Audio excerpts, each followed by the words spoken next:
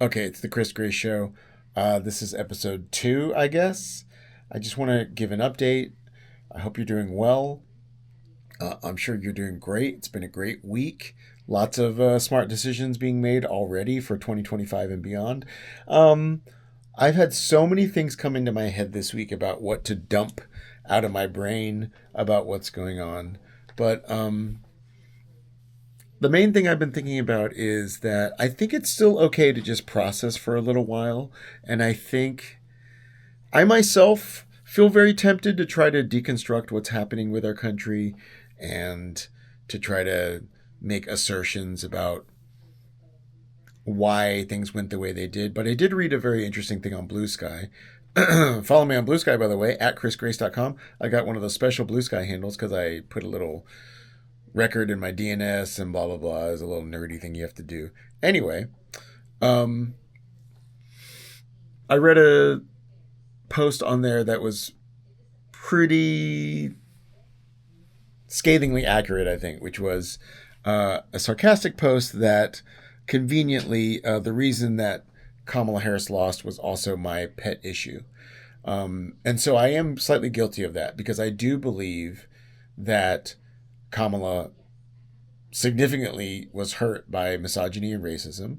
And I think I'm just skeptical right now that there are parts of the country that I'm not sure if they're ready to vote a woman, much less a black woman, in as president. And I might have mentioned this in the last episode, but for me, it cast a new light on all of the things we said about Hillary back in the day.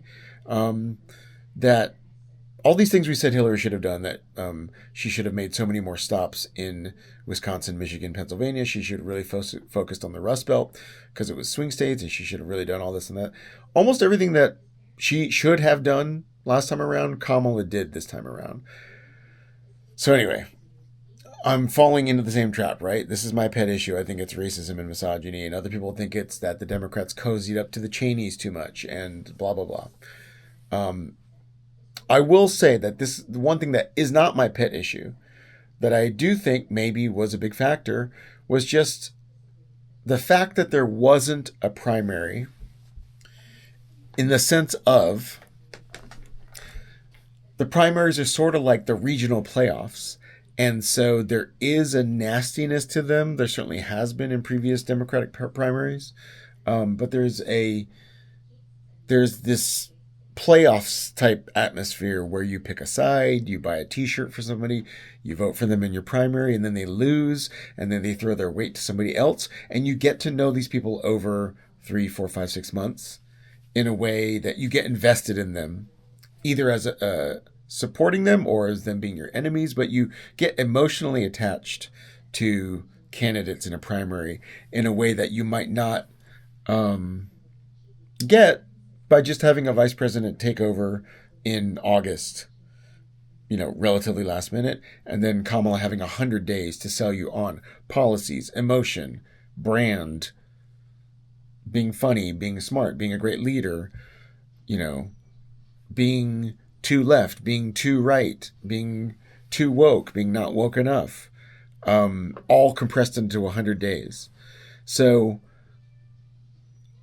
by not having the primary, the Democrats miss out on like 6 months of marketing.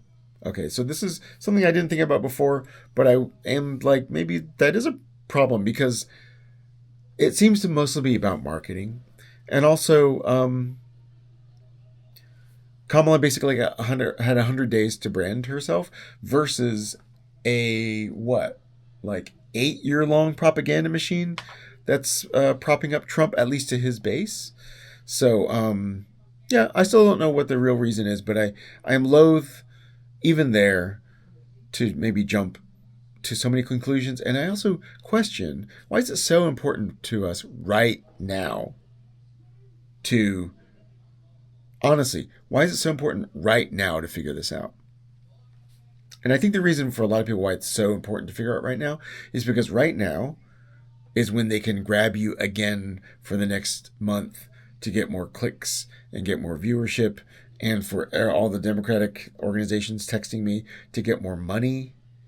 You're not getting any money from me over the next, you know, at least month. You're not, between now and Christmas, you're not getting any more money from me. Okay. And also, I'm not trying to be a jerk, but Jon Stewart, John Oliver, the guy on Voting Trends on YouTube, the guy on Mr. Dude or whatever, the two women on TikTok that were assuring me that everything was going well. I'm not going back to your TikToks right now and subscribing. I unfollowed all of you. I don't want to hear anything about your postmortems about the election. Everybody, including people that said it was a 50-50, it was such a close call, but everybody got it wrong. So I'm going to take a break from listening to all of you.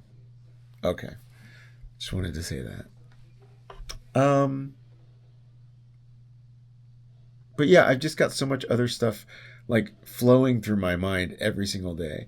I've gotten into some annoying arguments this last week on Blue Sky about people who, I know it is my pet issue about racism and misogyny and why I think that was a big factor.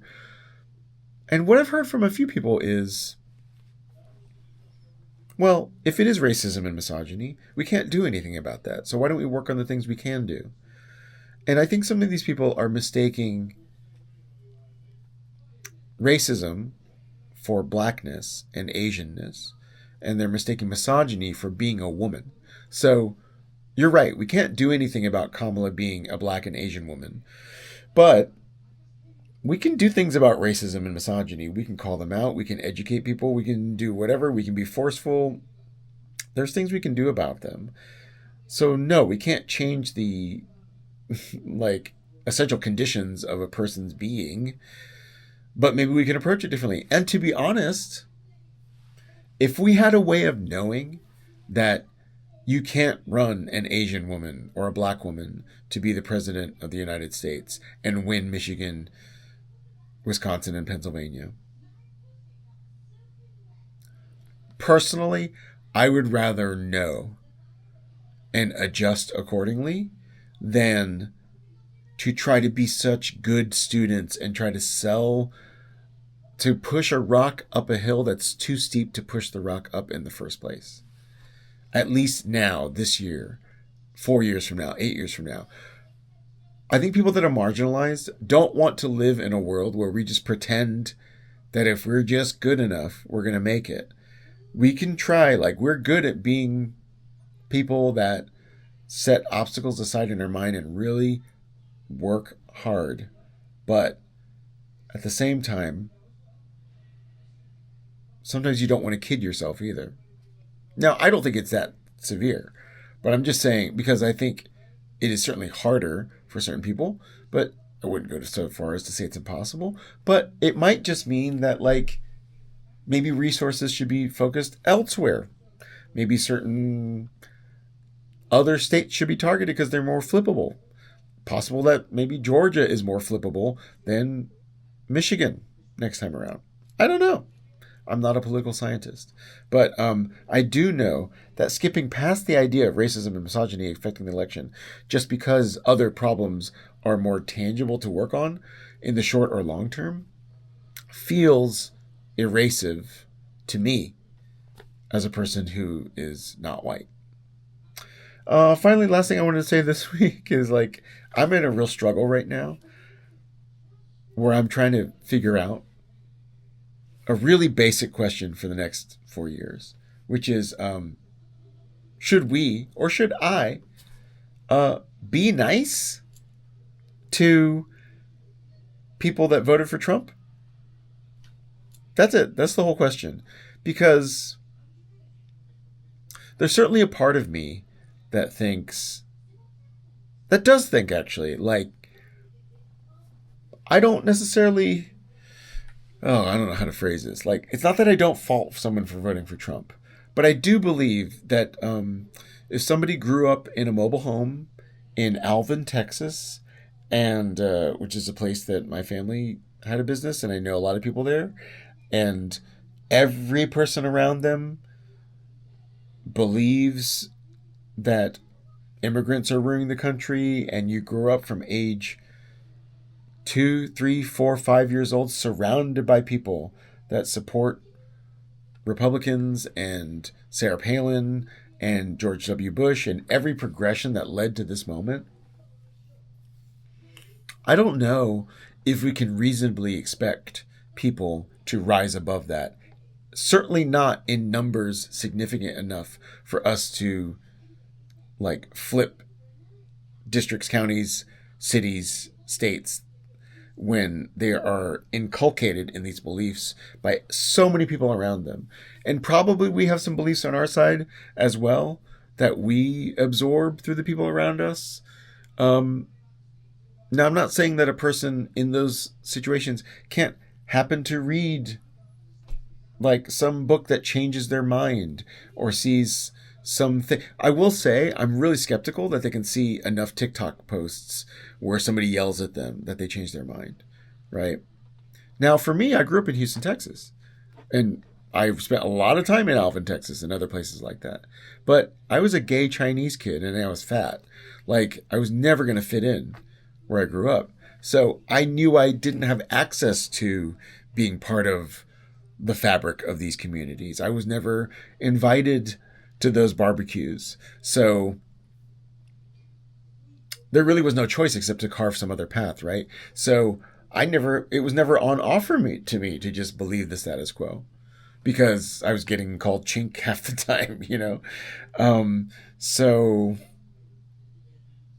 I know people that believe this way, right? I have people from my friend groups in Houston, Texas that voted for Trump. One of my best friends from when I was a kid voted for Trump. Huge Trump supporter. It's very nice to me still. And then I come back to the central question of like, should I be nice to these people or not? And I know we have a thing of like we should cut people out of our lives. I do feel like I have this sort of general rule right now, which is like, if I'm already your friend and you voted for Trump, I have to think about it on a case-by-case basis. If you're somebody new and you voted for Trump, we're probably not going to become friends. And I will probably inevitably eliminate everybody in my life that voted for Trump at a certain point. But for me, it's not this instant blanket thing because I have long relationships with some of these people, going back to junior high, elementary school, or whatever. And some of them, they seem sincere in their brainwashedness, if that makes sense. So this question of whether I should be nice to them or not. The question is like, there's a basic question of like, what's more persuasive, right?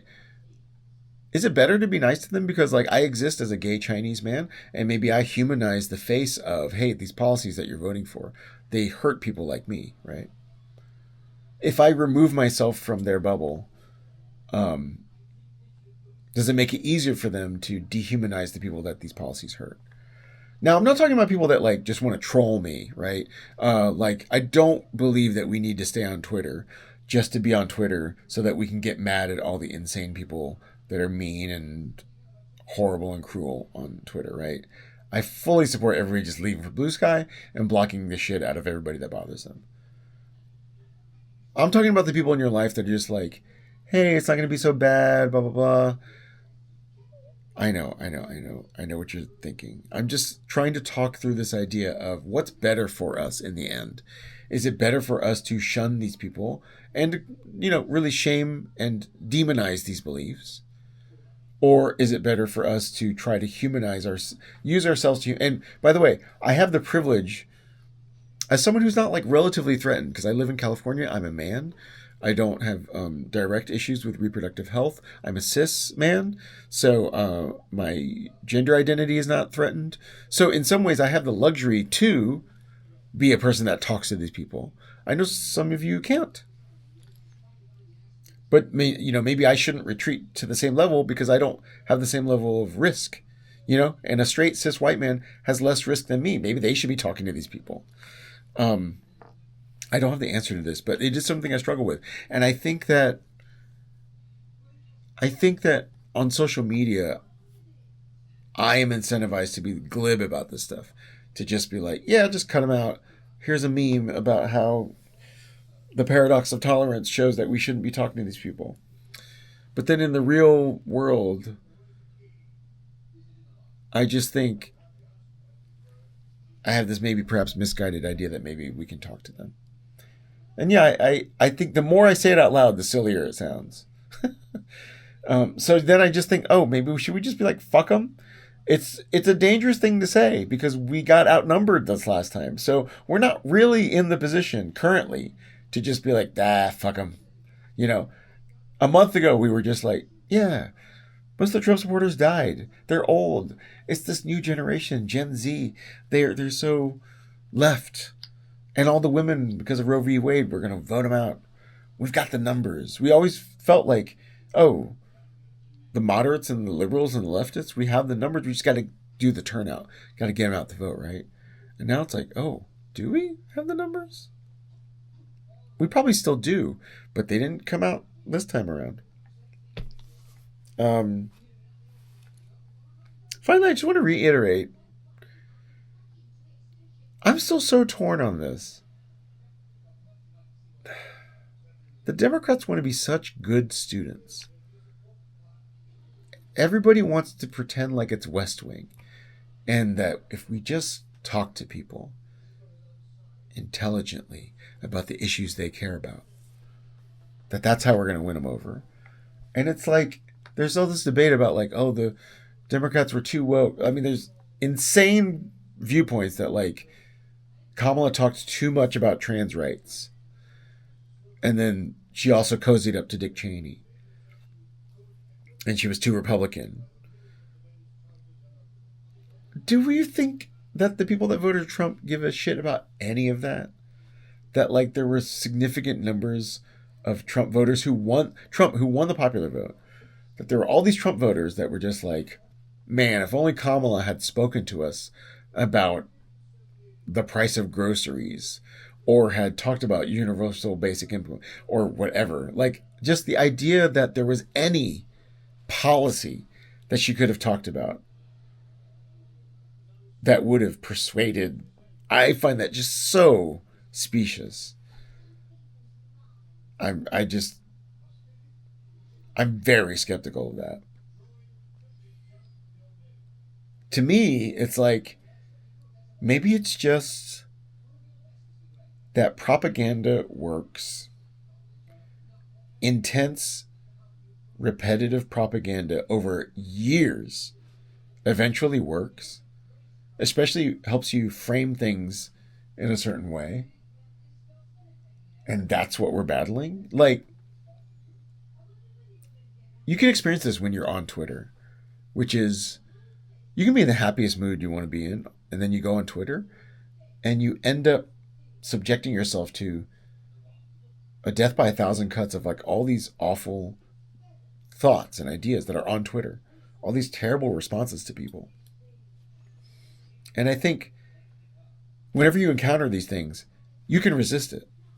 You can like see someone's horrible comment and be like, ugh, well, that's just a troll. I'm not going to take that to heart. But it costs you a little bit of energy, right? And I think if you live long enough on Twitter, eventually you run out of that energy. And then your window starts moving over. So you still consider yourself, a sober-minded individual that can see through bullshit, but you're also just immersed in this relentless wave of things pushing you a certain way. Now imagine you lived in that, and the people around you at work and your family were saying the same things, and they're getting swayed in the same way too. And they've spent some rational energy trying to think of like, is that really true? Let me go look up that article. And then one day they just sort of don't have the energy to do that. And they just sort of take it on like, yeah, these immigrants are coming here and they're like all drug dealers and they're ruining our country. And then after 8 years of getting pushed that way, even if you think of yourself as the most generous, thoughtful, warm-hearted person, the most liberal position you can take is like, well, the asylum process is still a mess, and there's a lot of people that just get into the country, claim asylum, and then just go do whatever they want, and then they kill people. Like the fact that the entire discussion about immigration got so moved to the right, even from the Democratic side. It's like maybe if you just push and push and push and push on a thing, and maybe if one side gets control of one of the main arms of propaganda, which in this case was Twitter, and just riles people up over and over and over again, maybe propaganda does work, and maybe the Democrats have to consider what their approach to that is. And I don't know what it is. Maybe I don't know what it looks like for the Democrats to try to create the same level of propaganda. I don't think they will, because again, I think the Democrats are good students. I think we're all good students. I think it's very instructive if you go watch Pete Buttigieg on Jubilee talking to undecided voters. And just think to yourself, Pete is so great. I really think he's great. He's super smart. He can talk to almost anybody. And then I think to myself, will that work? I'm not convinced. I'm not convinced that the best version of Pete Buttigieg, doing his best to be the good, warm-hearted connector, trying to talk to everybody on their level about the issues that they care about, I'm not sure that the best version of Pete Buttigieg, working for 4 years, can win the next presidential election. Or the best version of Gavin Newsom or Stacey Abrams or whoever you think is going to be up next time. In that Jubilee video, there's a guy who's undecided, and he says, you know, Pete, I would have voted for you. In the primaries, you talked about these issues in ways that are so clear-minded, and I can understand what you're saying. It doesn't seem like you're hedging your bets. And why can't Kamala talk to me in the same way? I'm undecided, but I really was a fan of yours, Pete. And then Pete explains to him, well, this and that. Gives some pretty good reasons.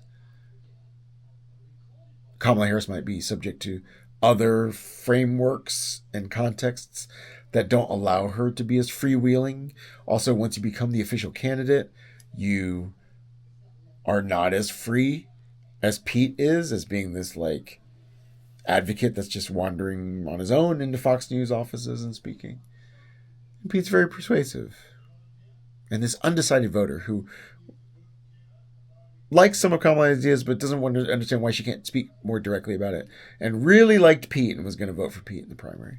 I think he said he voted for Pete in the DNC primary. At the end of this Jubilee video, he says, I'm not undecided anymore. I'm voting for Trump. Huh. Hey, I've got a recommendation for you. The BBC show Ludwig, starring David Mitchell, is terrific. It's, I think it was 6 episodes. It is David Mitchell as a man who creates puzzles for a living. And then his twin brother, who is a detective, disappears. And he has to take his place without anyone knowing to try to figure out where his brother went. It's terrific. I believe if you go into a VPN and say that you're in the country of England, that you can watch it on the BBC iPlayer.